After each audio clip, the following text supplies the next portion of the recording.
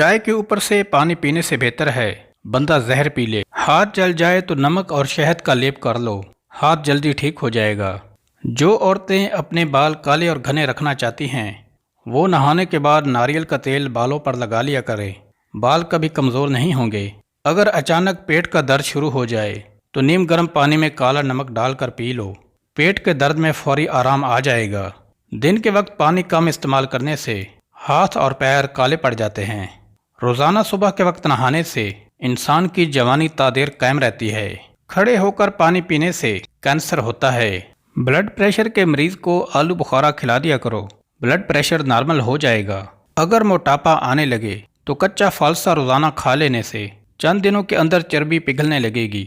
خواب میں خود کو سفر کرتے ہوئے دیکھو تو جان لو کہ جلد خوشخبری ملنے والی ہے۔ آم کھانے کے بعد اس کو ہضم کرنے کے لیے کچی لسی یعنی کچھ دودھ میں زیادہ سارا پانی ڈال کر پی لینے سے آم ہضم ہو جاتا ہے۔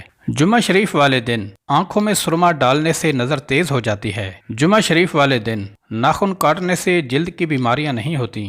بھینس کا دودھ جسم کو موٹا کرتا ہے، گائے کا دودھ پیو جوانی لوٹ آئے گی۔ زیادہ چائے پینے سے آپ کی جلد خراب ہوگی اور نظر کمزور ہو جائے گی۔ دن میں صرف 2 کھیرے کھا لینے سے موٹاپا تیزی سے بھاگ جاتا ہے۔